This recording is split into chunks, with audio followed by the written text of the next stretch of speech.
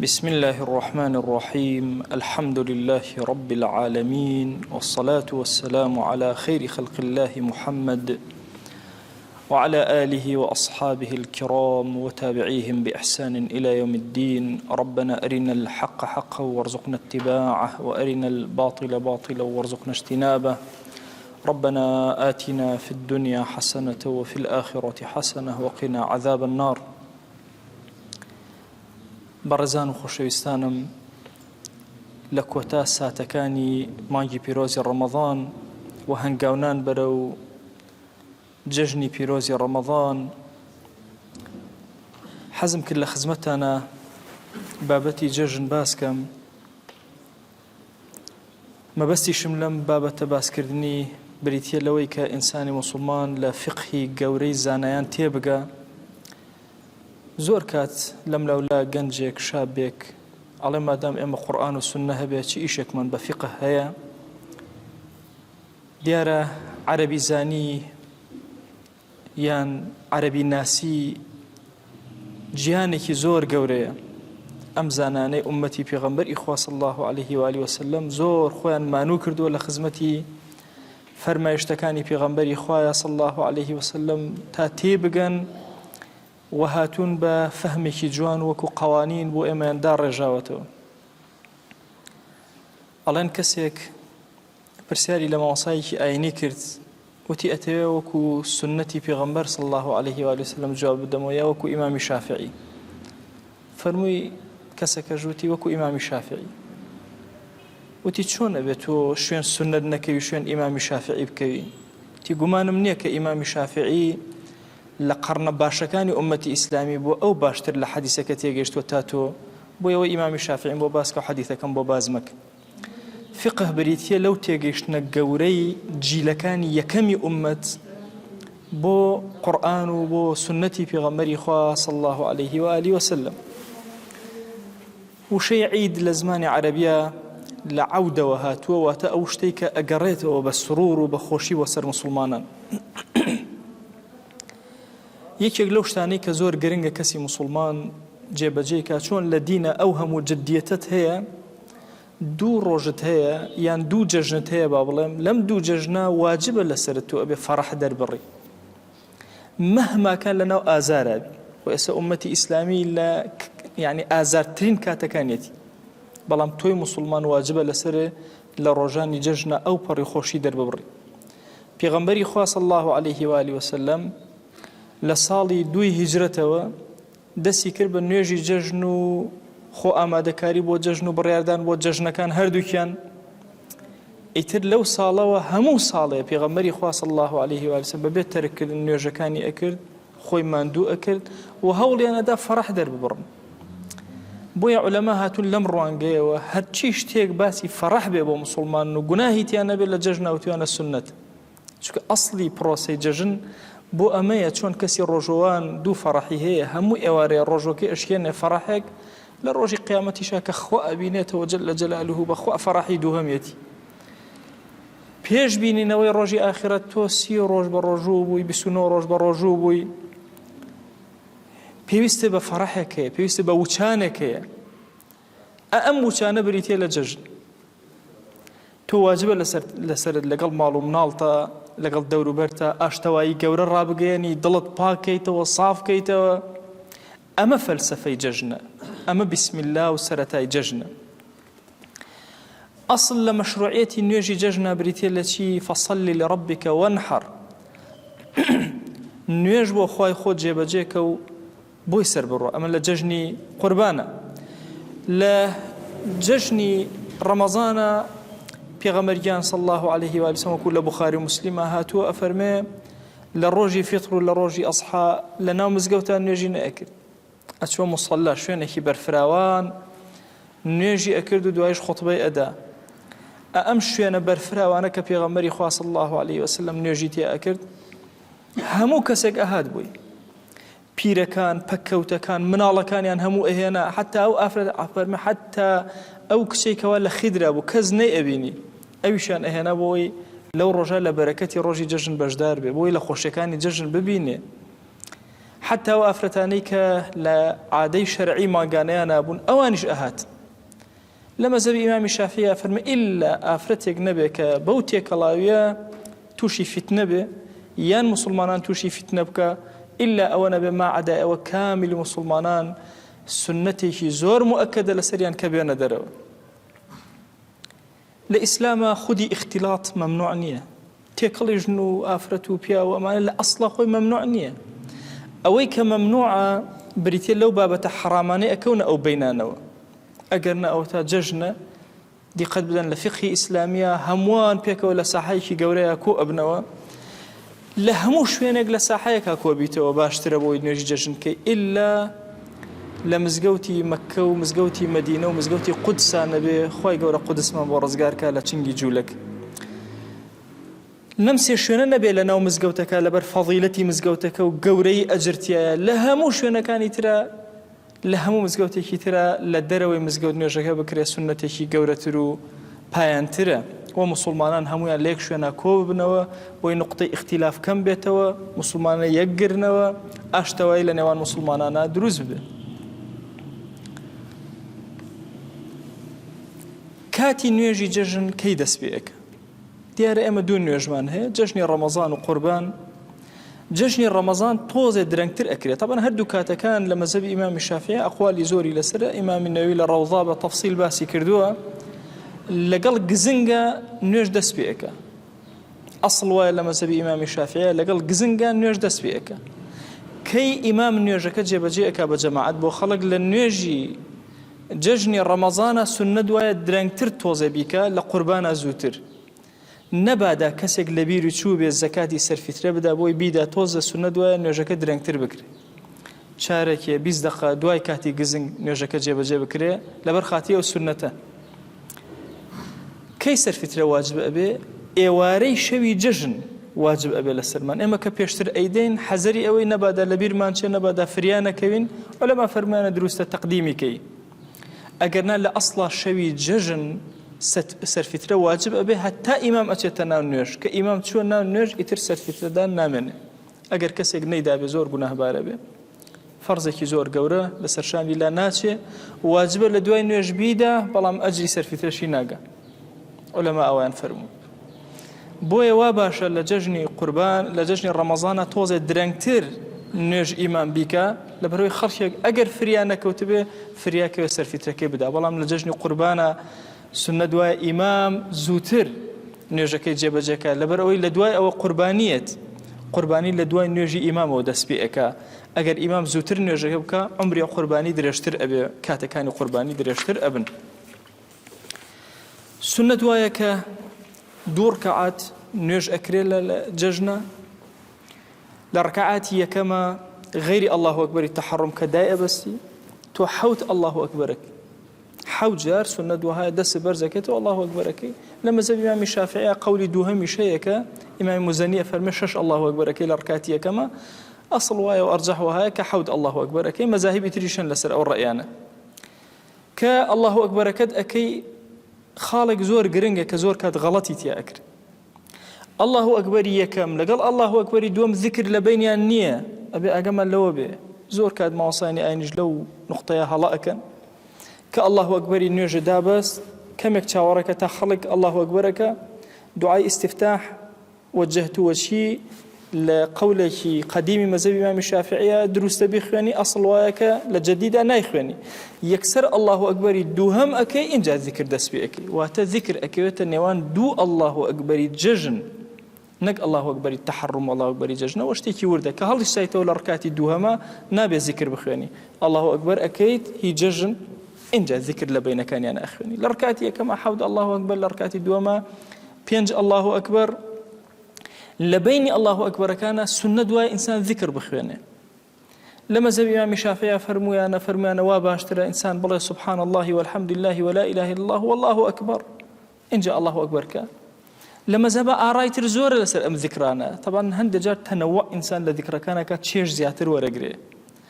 ئەگەر ئەستەغفر الله بۆ زیادکەی دروستە، لا حول ولا قوة إلا بالله لە ئەخیرەوە زیادکەی دروستە. هەندێک ئەذکاری تر سبحانك اللهم وبحمدك أشهد أن لا إله إلا أنت أستغفرك وأتوب إليك هەر ذکرێک لەو ذکران زۆرن ذکرەکان کە لە مەذهبە بە تەفسیل باس کراون هەر کەسێک لەوانە ذکرەکان بخوێنە بۆی چێژ زیاتر وەرگرێت توانێت ذکرەکان بخوێن سنەت وهایە لەگەڵ ئیمامە تۆ دەسەکانە بەرزکەیتەوە الله ئەکبەریش بکەی بە هەمان شێواز سنەت وایە مەئموم و ئیمام هەردووکیان ئەم کارە جێبەجێک ئیمامی نەووی قسەیەکی زۆر جوان ئەکات لە ڕەوضەیە ئەفەرمێ ئەگەر هاتوو تۆ ڕەئی خۆت وابوو طبعا سێ ڕەئیمان هەیە لە مەسەی الله لە ڕکاتی یەکەمە سێ ڕەئیمان هەیە ئایا سێ الله ئەکبەرەکەی یا شەشەکەی یا حەوتەکەی سێ مەذهبە ئەفەرمێ ئەگەر ڕەئی خۆت وابوو سیان تەکرد بەڵام چوویتە مزگەوتێکا حەوتەکرا ئەفەرمێ واجبە لەسەر تابعی ئیمام بی نابێ اختلافی ئیمام بکەی بڵێ خۆ من ڕەئی خۆم ئاو هەیە ڕەئی خۆت ناخوا لە مەسەلەی نوێژە طبعا بابەتێکی تەفسیلە إنما جعل الإمام ليؤتم به جاری وای ئیمام قنوتە خوێنێ کەسێک لە دواوە قنوت ناخوێنە واجبە لەسەری قنوت بخوێن خۆی قنوت سنەتە بەس شوێنکەوتنی ئیمام واجبە لەسەرێ حتى ئیمام ئەگەر غەڵەتکە غەڵەت نەگەڕایەوە سەر غەڵەتەکە سوبحان الله کرد واجبە لەسەرە بێ شوێنیکەی غەڵەتەکە بۆی ئەم ئومەتە دائیمە ئیمام و ئەمیری و خەلیفەی زۆر گەورەیە ئەم هەمەجەی ئێستا سیر مەکە هەر کەسە بۆ خۆی والله حتى غەڵەتی ئیمام بنمونە مەسەلەن ئیمام تحیاتی یەکەمی نەخوێند و هەڵسایەوە حەچی وتە سبحان الله فائیدەی نەبوو واجبە لەسەر تۆ تحیات نەخوێنی هەڵسی تۆ لەگەڵ ئیمام خۆ ئیشەکە ئیمام غەڵەتە شتێکی پەڕانوە بەڵام متابعی ئیمام لە هەموو مەذاهیبە واجبە لەبەر ئەو فەرمایشتەی پێغەمبەری خوا صلی الله عليه وآله وسلم کە ئەفەرمێ إنما جعل الإمام ليؤتم به هەندێ فقهی تایبەتی نوێژی جەژن هەیە حەزەکەم لە خزمەتانە باسی کەم ئەگەر غەڵەتێ کرد لە ذکرەکان الله ئەکبەرەکانە تۆ غەڵەتێ کرد نەتزانی ئایا شەشم کردووە حەوتم کردووە پێنجم کردووە دائیمە لایەنی کەمەکە بگرە با زیاتریش بێ قەی نەکە با دواتر زیاتر دەرچی مەسەن ئیمامێک لێی تێک چوو لە بری مەسەلەن حەوت الله ئەکبەر باشە پێنجی کرد گومانی بۆ دروست بوو باشە لە ئەسڵا خۆی شەشی کرد وای زانی پێنجە ئەم کردی بوو بە هەشت قەی ناکە ئەمانەی مەئمومیش هەرە بێ شوێنی کەون با هەشت بکە تۆش هەشتەکە بکە لەگەڵیە چکەوە إنما جعل الإمام ليؤتم به ئەگەر هاتو ئیمام هەر لە بیری چوو بە کامیلی ئایا نوێژەکە بەتاڵە بێتەوە نوێژەکە بەتاڵ نابێتەوە ئەسڵی الله ئەکبەرەکان سنەتن ئایا لە ڕکاتی دووەمە تکرارەکەتەوە نەخێر تەنها ئەوەندەیە لە مەذهبە قەولێکی ئەڵێ ئەگەر لە دوای قیراءە بیری کەوتەوە با بیڵێ ئەرجەح وهایە کە لە دوای قیراءەش ناڵێ بەڵام ئەگەر لە بینی تۆزێک ئەلحەمدی دەست پێ کرد و بیری کەوتەوە با بوەستێ لە ئەلحەمدەکەی ئیمام سنەت وهایە کە الله ئەکبەرەکان بکات چونکە فەضیلەتێکی زۆر گەورەیە و جیاوازی نێوان نوێژی جەژن لەگەڵ نوێژەکانی ترە ئەگەر کەسێک هات کتوپڕ هاتە ناو مزگەوتەوە سەیری کرد ئیمام ڕکاتی یەکەمی نوێژی تەواو کردووە لە ڕکاتی دووەمە طبعا ئیمام لە ڕکاتی دووەمە پێنج الله ئەکبەرەکە تۆش واجبە لەسەر پێنج الله ئەکبەرەکەی نایکەیتە حەوت مخالفەی ئیمام ناکەی لە ڕکاتی دووهەمیشە هەڵەسیتەوە پێنج الله ئەکبەری خۆت ئەکەی ئەمە زۆر گرنگە کە متابعی ئیمام بەتابەتی لەو نوێژانەی کە سنەتی مؤکدن ئەبێت زۆر متابع ئیمام بە وریایی بکرێ ئەگەر کەسێک هات لە تەحیاتە فریاکەوت فریای نوێژ کەوت ئایا کە خۆی هەڵسایەوە خۆی الله ئەکبەرەکانەکە بەڵێ سنە دوایە کە خۆی هەڵسایەوە حەوت الله ئەکبەر لە ڕکاتی یەکەماکە و پێنج لە ڕکاتی دووهەمە ئەکە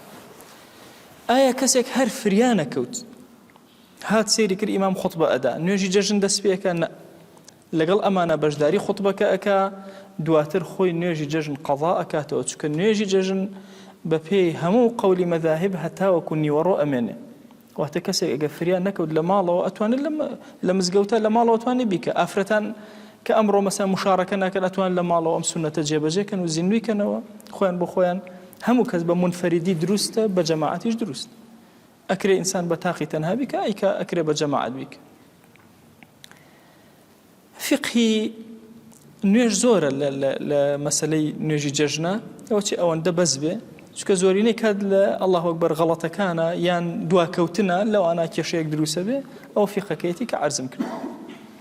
دوو خوتبە ئەیضەن ئەدرێ ئەم دوو خوتبەیە بە الله ئەکبەر دەست پێ ئەکا مقدمەی خوتبەکە بە ئەلحەمدولله دەست پێ ناکە وحید خوتبەیەک لە ئیسلامەکە بە ئەلحەمدولله دەست پێ نەکا سەرەتاکەی بە الله ئەکبەر دەست پێ بکە ئەم خوتبەی نوێژی جەژنەیە دوو خوتبە عەینەن چۆن جومعە چۆنە بە هەمان شێواز دوو خوتبە ئەدا ئیمام لە خوتبەی یەکەمە نۆ الله ئەکبەر، لە خوتبەی دووهەمە حەوت الله ئەکبەر ئەکا، لە بینی الله ئەکبەرەکانە ذیکر ناکە، هەر بە دوایەکە الله ئەکبەر الله ئەکبەر الله، وەکو نوێژەکە نییە، الله ئەکبەر بۆ چەشنە بۆ کەیفیەتە ئەکە. لە خوتبەکانە سنە دووهایە زۆرتر تەرکیز لەسەر ئەوە دابنێ یان بەشێ لە خوتبەکەی باسی ئەوە بێ کە موسڵمانان دڵیان سافکەنەوە لەگەڵ یەکترا بە دڵگەردنی یەکتر ئازادکەن، لە یەکتر خۆش بن، شادی و فەڕەح دەرببڕن. بۆ زۆر کات مەسەلەن ماڵی ئەگەر تەعزیە بێ ئەڵێن نۆ جەژنە دروست نییە، مەسەلەن هۆکارەکەی چییە؟ هۆکارەکەی لەبەر ئەمەیە کە ئێمەی ئومەتی پێغەمبەری خوا صلی الله علیه و سلم هەموو شتێکمان بێت لە شوێنی خۆیان بێ. ڕاستە ئەم ماڵە دۆستی عەزیزێکیان ڕۆشتووە، بەڵام ڕۆژی جەژن واجبە لە سەریان ئەبێ فەڕەح دەرببڕن، خۆشی دەرببڕن.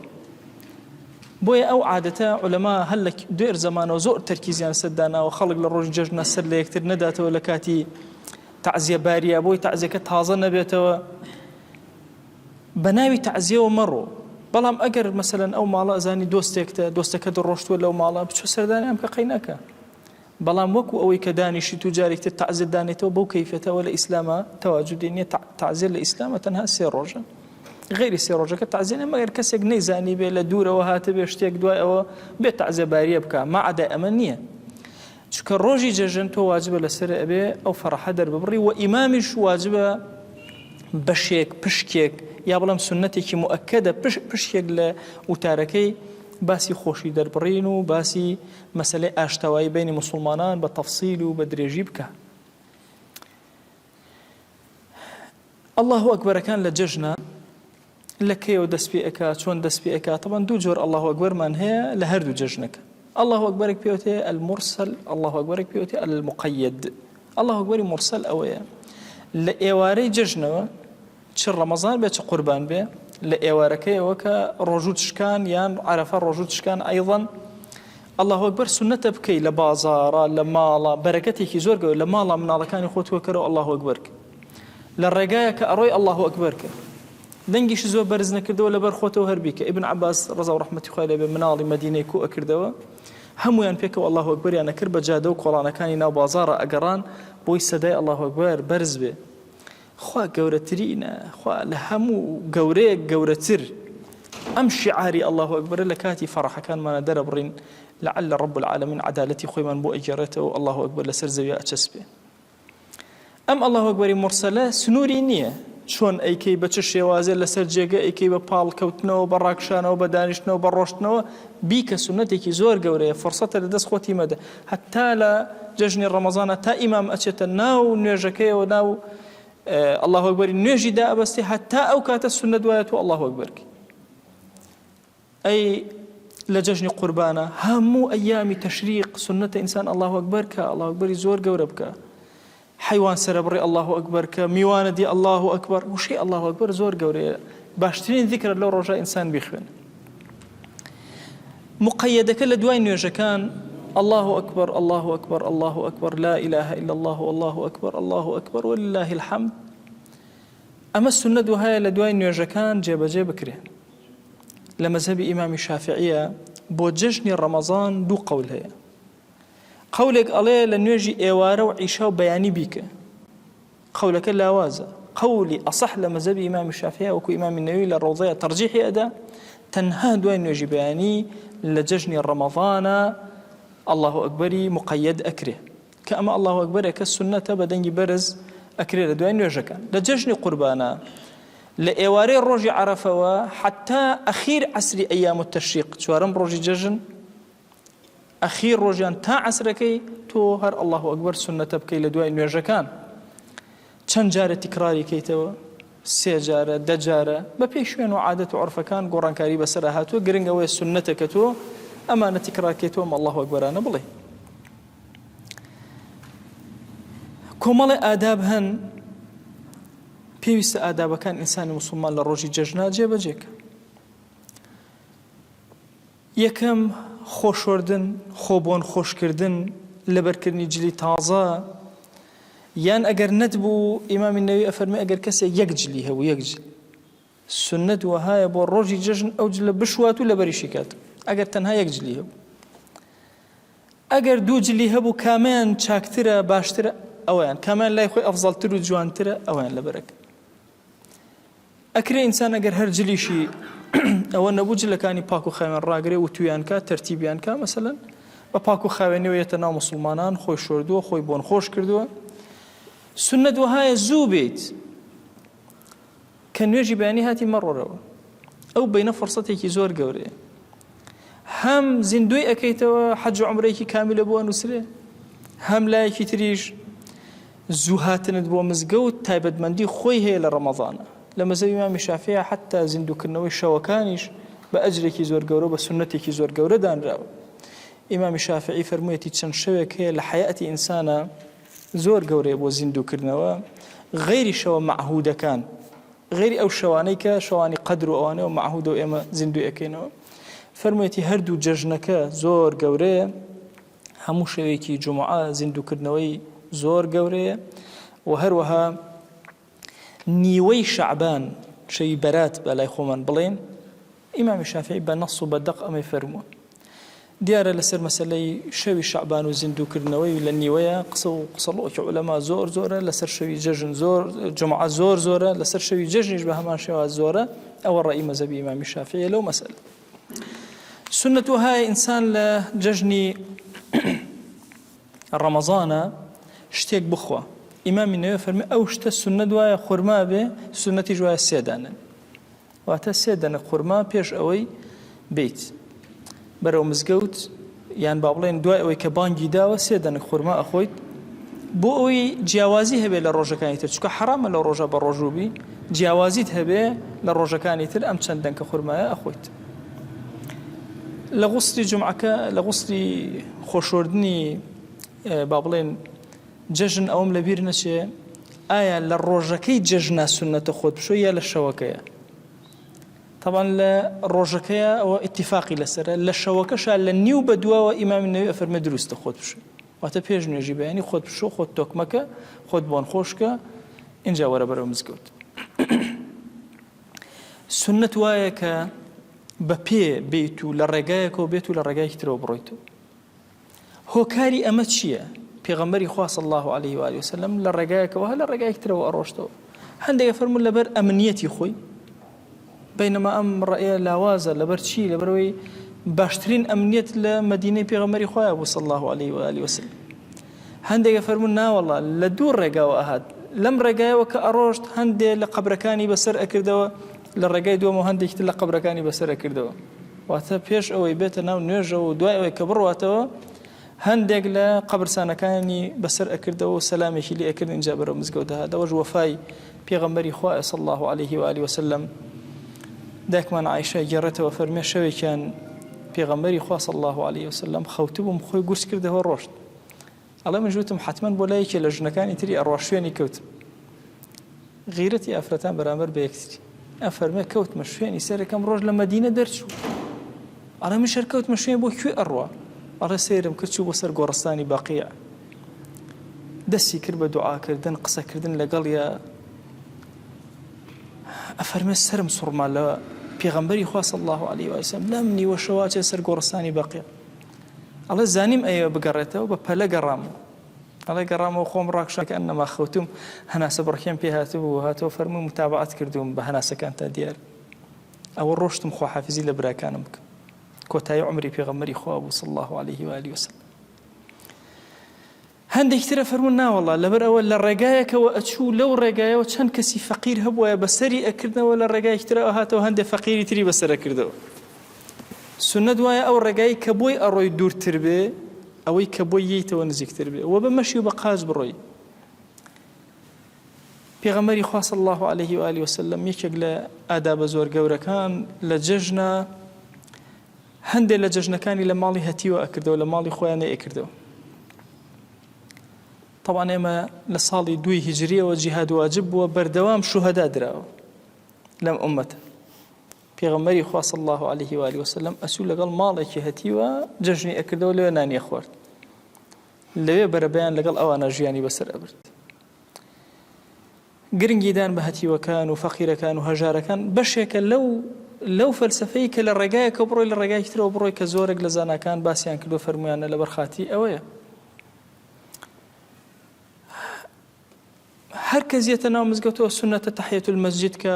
ئەتیادی قورئانی خۆی ئەخوێنێ ذیکر ئەخوێنێ هەتاوەکو ئیمام دێت تەنها ئیمام سنەت وهایە کە هاتە ناو مزگەوتەوە هیچ نوێژێ نەکە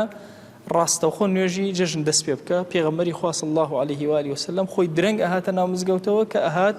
ڕاستەوخۆ نوێژی جێبەجێ کرد طبعا مخالفەی ئیمام و مەئموم لە زۆر شتە هەیە یەکێک لەو مەوضوعانە ئەمەیە کە مەئموم سنەت وهایە زوو بێت و سنەت جێبەجێکا پێشتر ذیکر بخوێنێ ئیمام وهایە کە هات درەنگ بێت ڕاستەوخۆ کە هات نوێژ دەست پێ بکە نەوەست ئەوەش عولەما زۆر شتیان فەرمووە یەکێک لەو شتانە کە فەرمویانە بۆ ئەوەی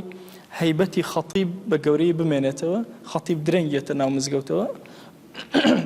یەکسەر کە هاتیش نوێژەکەی دەست پێکە یا لە جمعانە خوتبەکەی دەست پێکە ئەوە ئەولاتر و باشتر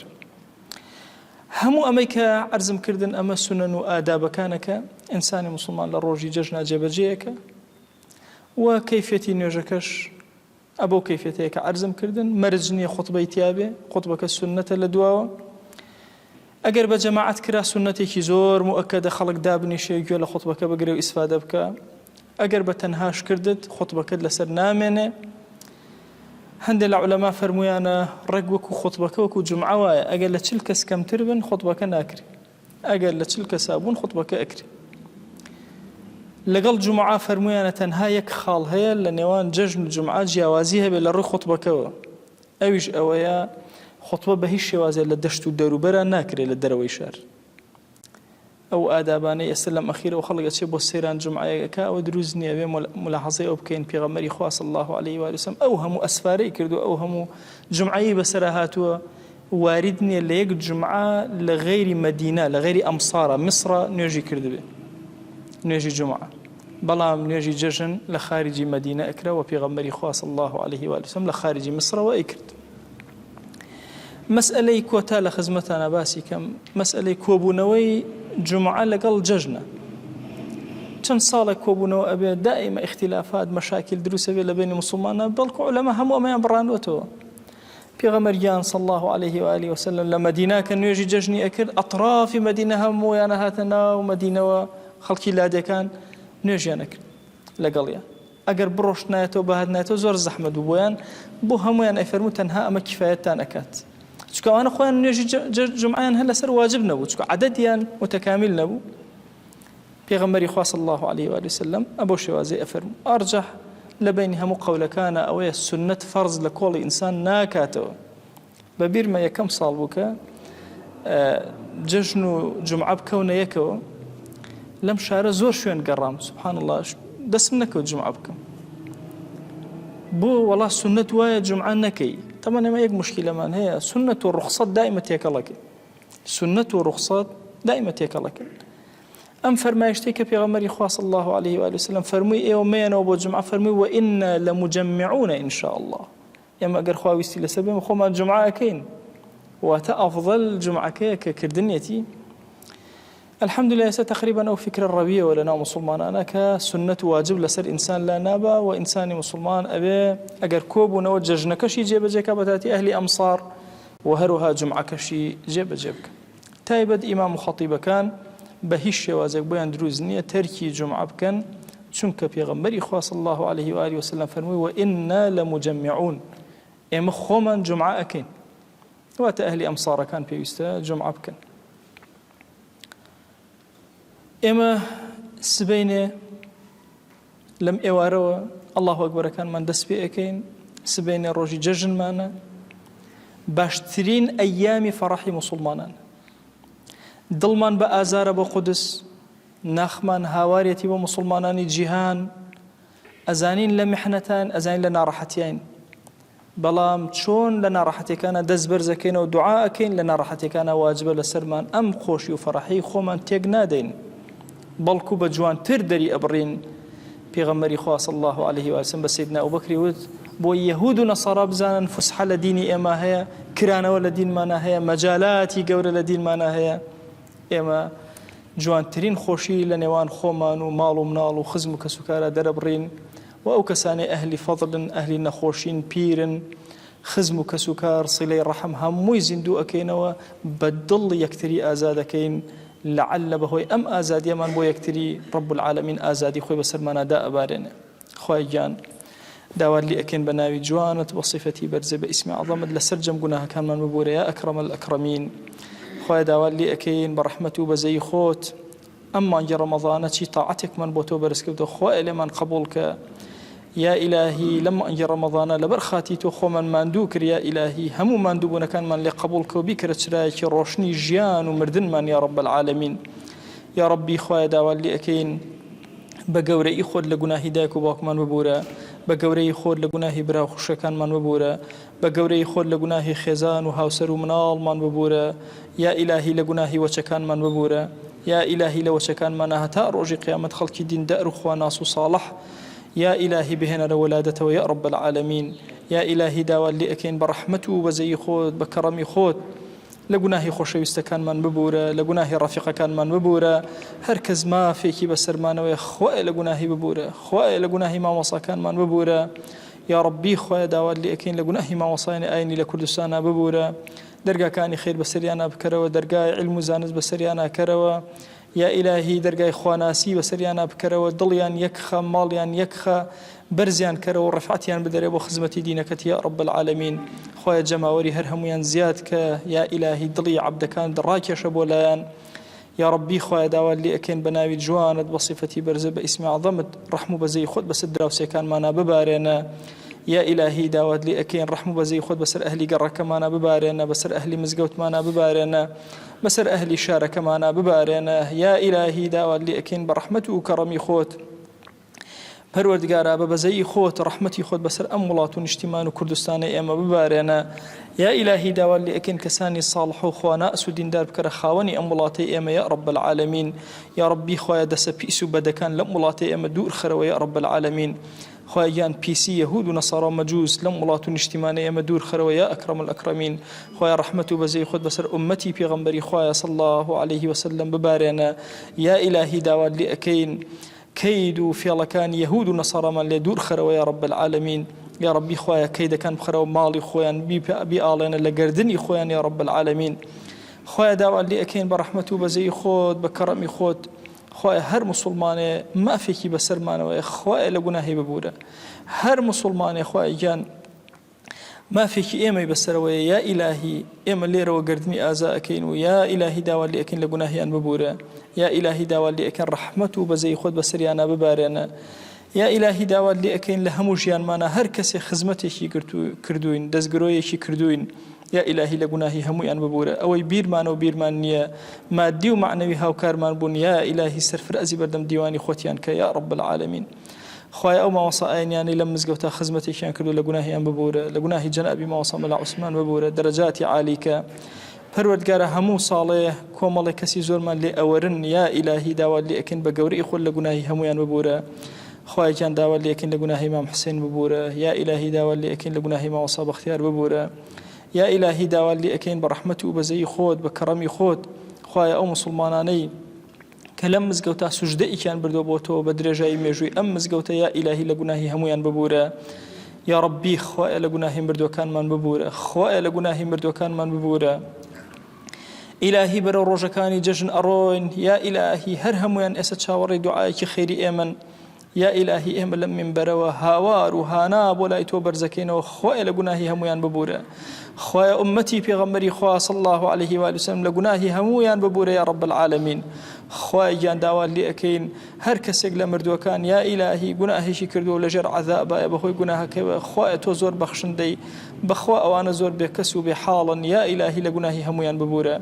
یا ئیلاهی ئەو موسڵمانانی لەناو گۆڕەکانیانە لە بیری خزم و کەس و کار کراون و کەسێک نییە دوعایان بۆ بکە و گۆڕەکانیان هەندێکیان بوونەتەوە خاک یا ئیلاهی ئێمە لێرەوە هاوار بۆ لای تۆ ئەهێنین و زەلیلی خۆمان لە بەردەم دەست تۆیە بەرزەکەینەوە یا ئیلاهی داوات لێ ئەکەین و لێت ئەپاڕێنەوە لە گوناهی هەمویان ببوورە یا ئیلاهی بە بەهشتی بەرینیان شاد کە خوایە ئومەتی پێغەمبەری خوا صلی الله عليه وسلم بە بەهشتی بەرین شاد کە خوایە عەذابی سەر گۆڕەکان هێوا ئەشکەرەوە یا رب العالمین یا ئیلاهی داوات لێ ئەکەین بە ڕەحمەت و بەزەی خۆت لەو ساتەی کە ڕۆحمان دەرئەچێ یا ئیلاهی ڕەحمەت و بەزەی بەسەرمانە ببارێنە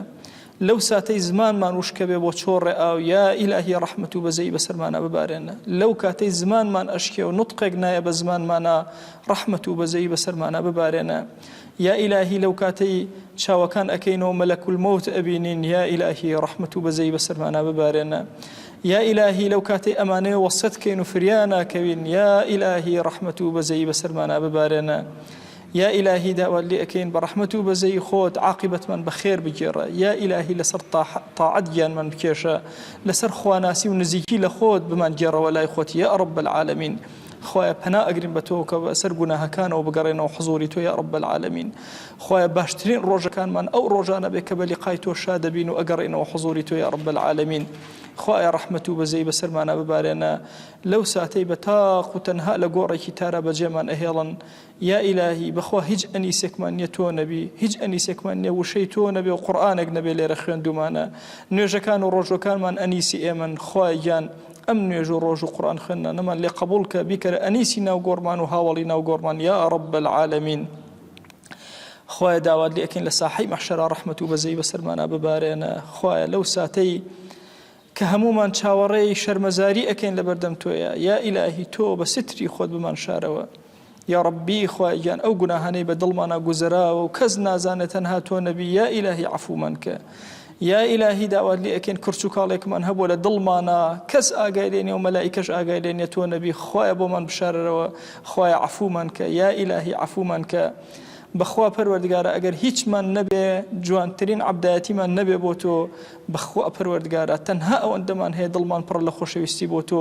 ئەتوانین ئەم خۆشەویستیە بەرزکەینەوە بیکەینە وەسیلە لە دوعاکانمانە دەیا ئیلاهی بە خۆشەویستی دڵمان داوات لێ ئەەکەین و هانات بۆ ئەهێنین یا ئیلاهی ڕەحمەت و بەزەی بەسەرمانە ببارێنە یا ئیلاهی لەو کاتەی بەسەر پردی سڕاتە ڕائەبوێرین خوایە ڕەحمەت و بەزەی خۆت بەسەرمانە ببارێنە یا ئیلاهی بمان گێڕە لەو عەبدانەی کە لەژێر سێبەری عەرشی خۆتە حەشریان ئەکەی یا ئەکرەم الئەکرەمین یا ربی خوایە لەژێر لیوا و ئاڵای پێغەمبەری خوایە صلی الله عليه وسلم کۆمان کەرەوە بە ئومەتی ئەو قبوڵمان کە بە شوێن کەوتەی ئەو قبوڵمان کە گوناهێکی کەبیرەمان کردبێ یا ئیلاهی بەر شەفاعەتی ئەومان بخە یا ئەکرەم الئەکرەمین خوایە مافی مسلمانانمان بەسەرەوە بێ ئاگایە بە ئاگایە ئیلاهی تۆ خۆت مافەکانمان بۆ بدەرەوە یا ئیلاهی ئەگەر نەمان توانی بێ مافەکانیان بدەینەوە خوایە تۆ خۆت زۆر دەوڵەمەندی مافەکانیان بدەرەوە خوایە گیان ئێمە عەبدانێکی گوناهکارین زوڵممان لە یەکتری کردووە یا ئیلاهی هەر زوڵمێکمان لە هەر مسلمانێکا کردووە لە هەموو عومرمانە ئەگەر نەمان توانی زوڵمەکەی بۆ بگێڕینەوە لە یادمان کرد لە بیرمان چوو بەعینات کردمان یا ئیلاهی تۆ خۆت زۆر دەوڵەمەند و ئێمە زۆر هەژار خوایە قەرزەکانمان بۆ بدەرەوە یا رب العالمین شەرمەندەی بەردەمی براکانمان مەکە لە ئاخرەتە یا ئەکرەم الئەکرەمین خوایە داوات لێ ئەکەین بە گەورەی خۆت غەیبەتی هەر مسلمانێکمان کردو لە گوناهی ببوورە خوایە هەر مسلمانێک غەیبەتی کردوین لە گوناهی ببوورە خوایە داوات لێ ئەکەین زمانمان پاکەرەوە لە غەیبەت خوایە دڵمان پاکەرەوە لە کیبر دڵمان پاکەرەوە لە ڕیا دڵمان پاکەرەوە لە عوجب خوای دڵمان پاکەرەوە لە ترسنۆکی خوای دڵمان پاکەرەوە لە کوفر لە نیفاق لە فەقیری یا رب العالمین یا ربی خوای پەنا ئەگرین بە تۆ لە چاوی پیس پەنا ئەگرین بە تۆ لە دڵی پیس پەنا ئەگرین بە تۆ لە سحر و ساحران و جادوگەران پەنا ئەگرین بە تۆ لە شەیاطینی ئینس و جن یا ئیلاهی داوات لێ ئەکەین بە ڕەحمەت و بەزەی خۆت پیاوانێکی گەورە بنێرە بۆ خزمەتی ئەم دینەت یا ئیلاهی ئێمە بکەرە خزمەتکاری دینەکەت یا ئیلاهی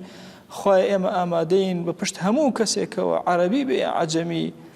ڕەش بێ یا سپی هەر ڕەنگ بوو هەر زمانێکی هەبێ ئامادەن خزمەتی دینەکەت کەین و خزمەتکاری پێڵاوی خزمەتکەرانی دین بین یا ئیلاهی ئومەتەکەمان جارێکی تر سەرکەوتوو بکەرەوە بیهێنەوە سەر دەور و دەسەڵات یا ئیلاهی عەدالەتی خۆت بە ئێمە بسپێرەوە لەسەر زەویە یا ئەکرەم الئەکرەمین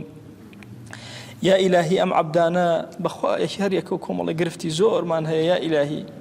بەخوا ناتوانین گرفتەکان تەنانەت بۆ یەکتریش باسکەین یا ئیلاهی هەموو گرفتەکانمان بۆ لای تۆ بەرزەکەینەوە ئەومان بێ حاڵ و ماڵە ماڵداریکە ئەومان بێ مناڵە مناڵی پێ عەتاکە ئەومان بە مناڵە مناڵی ساڵحکە ئەومان پەروەردگارە قەرزارەقەی سەرشانی سووکە خوایە ئەومان کەم ڕزقی حەڵاڵی زیادکە یا ئیلاهی ئەومان نەخۆشە شفای بۆ بنێرە خوایە ئەومان نەخۆشە شفای بۆ بنێرە خوایە ئەومان گەوزاوی گوناهێکە و خۆی پێچارە سەر ناکرێ خوایە تۆ دەستگرۆیی کە خوایە نێوچەوانی بگرە بۆ خەیر خوایە گوناه لە پێشچاومان ناشرین کە یا ئیلاهی گوناه لە پێشچاومان ناشرین کە تاعەتەکان لە پێشچاومان شیرین و جوان کە يا إلهي لد أبارين ولد ألالين وخواء إما برو ججن أروين ضلمان خوشك يا رب العالمين خواء ضلمان خوشك بنصرتي دينك يا أكرم الأكرمين خواء داوى اللي أكين برحمته بزي خود بكرمي خود مسلمانا لجهانا لمحنتنا راحتيان يا ربي خواء يان داوى اللي أكين جولك تفرتناك يا رب العالمين يا ربي خواء سرشوريانك يا أكرم الأكرمين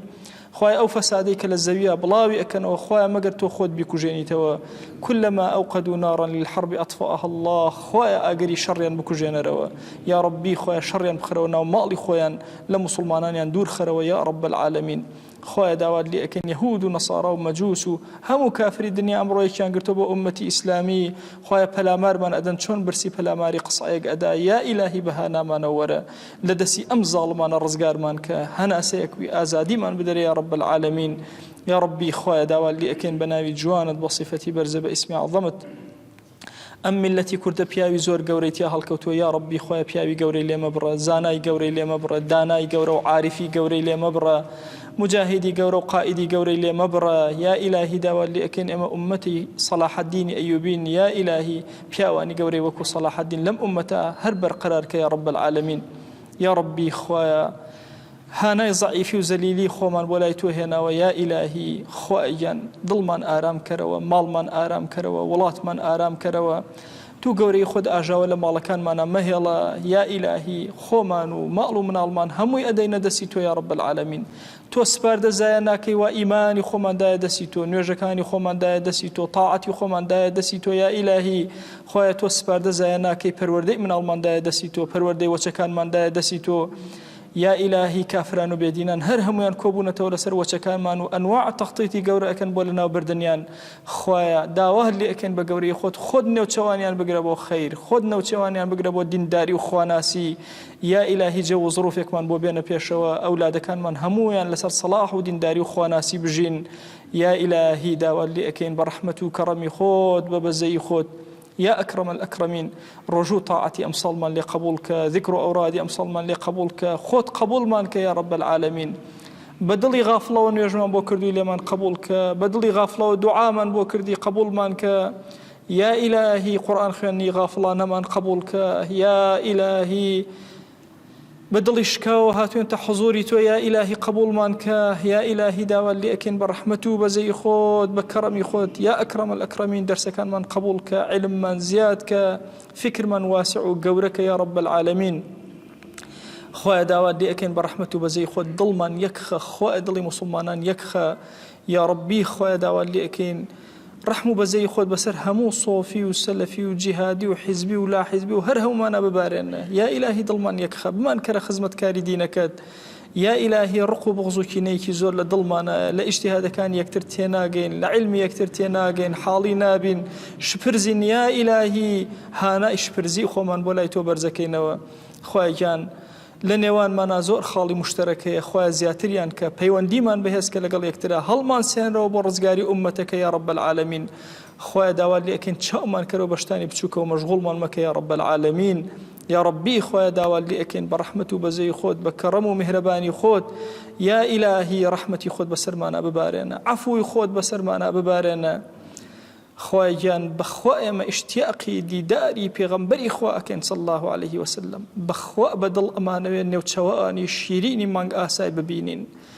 بخوا بدل أمانة لحضوري أساءتي أبو السين وسيري نقاء جواني بكين يا إلهي صلاوي أمد الله غريباني إيما بقينا بيغمبري خوا صلى الله عليه وسلم يا إلهي صلاوي خوشوستي إيما بقينا بيغمبري خوا صلى الله عليه وسلم خوای اشتیاقی ام دڵمان دوانەی ئێمە بگەینە پێغەمبەری خوا صلی الله عليه وسلم یا ئیلاهی بە زمانی خۆمان و بە دڵی خۆمان و بە کردەوەی خۆمان ئەمانەوێ سەڵات و سەلام بۆ ئەو خۆشەویستەمان بنێرین خوای بە ئەندازی دەنگی هەنارەکانی هەڵەبجە بە ئەندازی هەناسەی مەخلوقاتت بە ئەندازی گژوگیای کوردستانت یا ئیلاهی بأندازي سرجم جوجيا وقلاكاني كردستان يا إلهي بأندازي نمبارانا كان يا إلهي بأندازي نمبارانا كان بأندازي نمبفركان صلوات بودي داري خوش اسمان أنيرين خواء صلوات كان يمي بيبقينا يا إلهي داوال لي أكن برحمته بزي خوت محبەت و خۆشەویستی ئێمەی پێ بگەێنە شەوقی ناخمان بە دیداری ئەو بگەێنە یا رب العالمین یا ئیلاهی داوات لێ ئەکەین بمانگێڕە لەو عەبدانەی کە بەسەری بەرزەوە بە خزمەتی ئەگەن و بە حەضوری ئەگەن یا رب العالمین خۆی داوات لێ ئەکەین سڵاوی ئێمە بگەێنە تەواوی پێغەمبەران عەلەیهیم الصەلاة وەسەلام خۆی سڵاوی ئێمە بگەێنە تەواوی ئەصحاب یا ئیلاهی سڵاوی ئێمە بگەێنە تەواوی خۆشەویستەکانمان لە هاوڵانی پێغەمبەری خوا صلی الله عليه وآله وسلم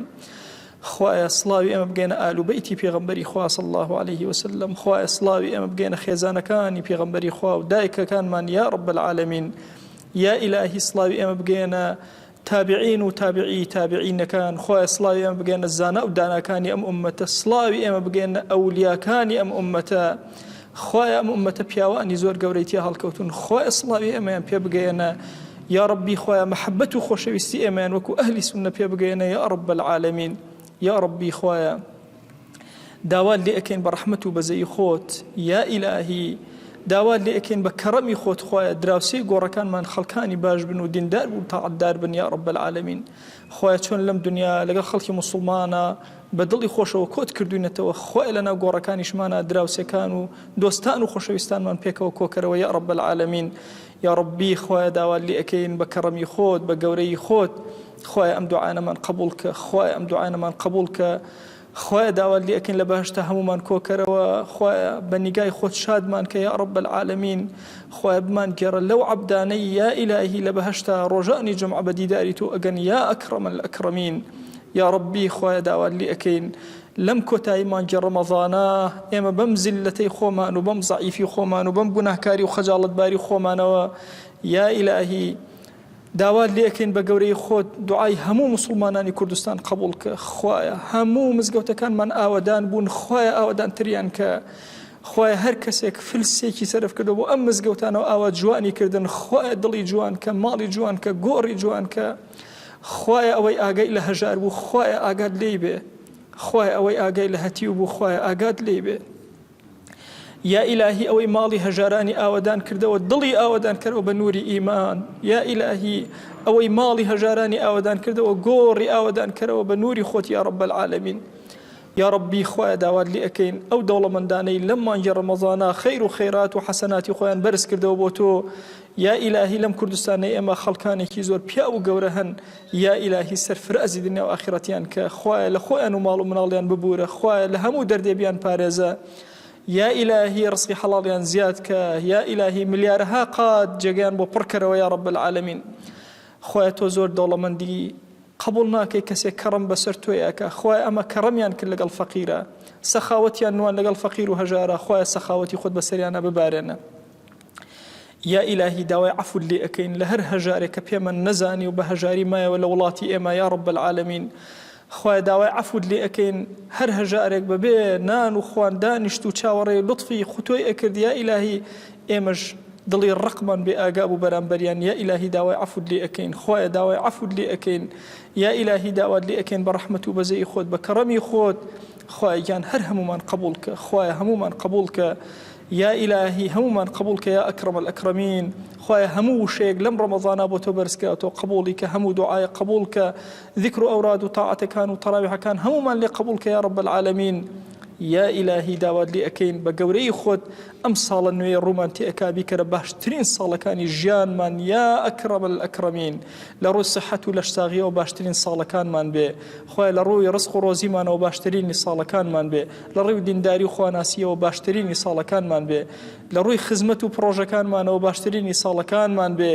یا ئیلاهی لە ڕووی زیادبوونی علممانەوە باشترینی ساڵەکانمان بێ یا ئیلاهی داوات لێ ئەکەین قبولمان کە یا ئیلاهی قبولمان کە یا ئیلاهی ئەم عەبدانە بەخوا لە بەرخاتی تۆ ئەلێرا کۆبوونەتەوە بەخوا تەنها سوژدە بۆ تۆ ئەبن ڕیشی سپی مبارەکیان بەرزەکەینەوە بۆ لای تۆ یا ئیلاهی داوات لێ ئەکەین بە حورمەتی ڕیشی سپی ئەمانە بە حورمەتی تەوبەی ئەم گەنجانە یا ئیلاهی داوات لێ ئەکەین ئەم دوعانەمان قبول کە و مەی دەرەوە بەسەرمانە ڕۆژەکانمان قبول کە مەی دەرەوە بەسەرمانە و قبولمان کە یا رب العالمین آمین آمین والحمد لله رب العالمین وصلى الله على سيدنا محمد وعلى آله وصحبه وسلم تسليما كثيرا أبدا إلى يوم الدين خوي قول لقناه من الشيء أجبوري خوالي من قبول